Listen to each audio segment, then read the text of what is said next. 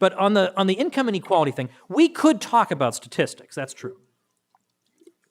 I could sit here and tell you that over the course of their lives, 56% of Americans at one time or another are in the top 10% of income earners in the U.S.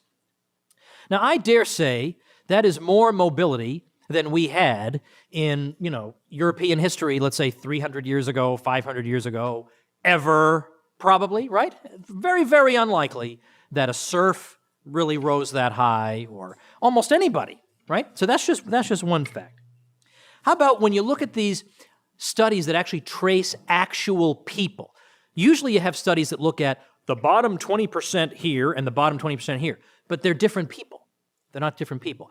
Joe Schmo, who was in the bottom 20% in 1996, Joe's in another one in 2005. That's the study I want to follow. Where did Joe go? What happened to Joe? The bottom 20%, they actually did a study. Bottom 20% in the decade 1996-2005. But by the end of that decade, the bottom 20%, their incomes had nearly doubled. And the top income group saw their incomes fall by 26%. Now, that's not what we usually hear. No, it's not. But that's the truth. And I had, Bob and I, on Contra Krugman podcast, we did a whole episode on income inequality, so you can find that. It's contrakrugman.com. Anyway, you can also look at just overall conditions of the poor. Because, Rothbard used to have this example, he would say that eventually only a lunatic would care about income inequality. If it turned out that I have 7 yachts and you have only 5 and you're still complaining, there's something the matter with you, okay? Just quit it. Enjoy your yachts and live out your happy life. So it is worthwhile just to think about the absolute standard of how the poor are living. So the bottom 10% in the least capitalistic countries are earning something like barely $1,000 a year. Whereas in the most capitalistic countries, and this, it's hard to measure this, but you can kind of figure it out, the bottom 10% are earning about $11,000 a year. That's 11-time difference. That's something, right? That's the point. And it turns out, by the way, there's actually, if you measure income inequality using the Gini coefficient, there is less inequality in the most economically free countries than there is in the least economically free. I got a whole bunch of these, but you know what? To heck with them, because you can read them, you can find them, you can listen to the podcast.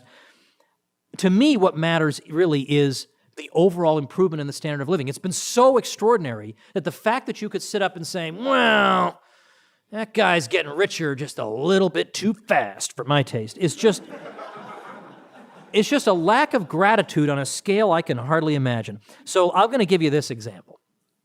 I got this from Deirdre McCloskey, who says that in Burgundy, as recently as the 1840s, if you look at the men who worked in the vineyards, after the crop was in the autumn, they would go to bed and stay sleeping. They would, in effect, hibernate, all huddled up together to preserve their warmth during the winter, because they could not afford the heat and they could not afford the food they'd have to consume if they got up and expended energy. That's the real human face of what we're talking about. That's gone, basically, for all intents and purposes. That's what we're talking about. These people now have luxuries people could not even have imagined.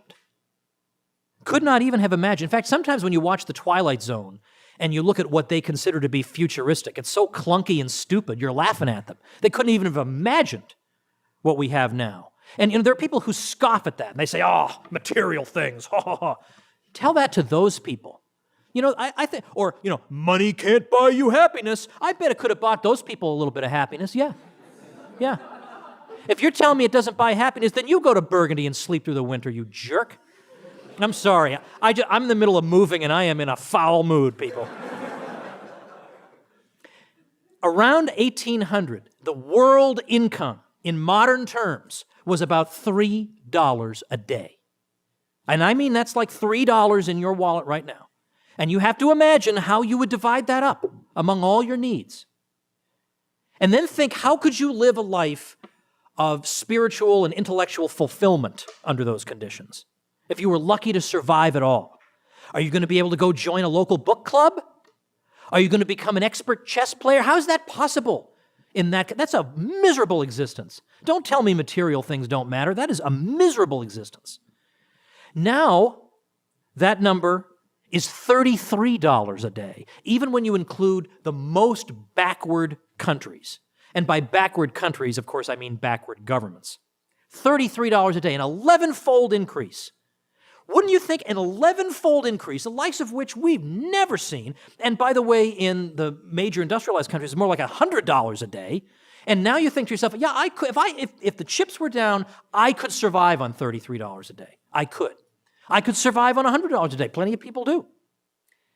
With that kind of unprecedented change, the fact that you could even think about income inequality, it just boggles my mind. Now, yes, I know, if the super rich people got that way because of the Fed or the government, then yeah, that's right. Take it all away. I agree. You're right. The point is, be happy with what you have, you know? I mean, who's that singer who she used to be married to that steroid bicycle guy?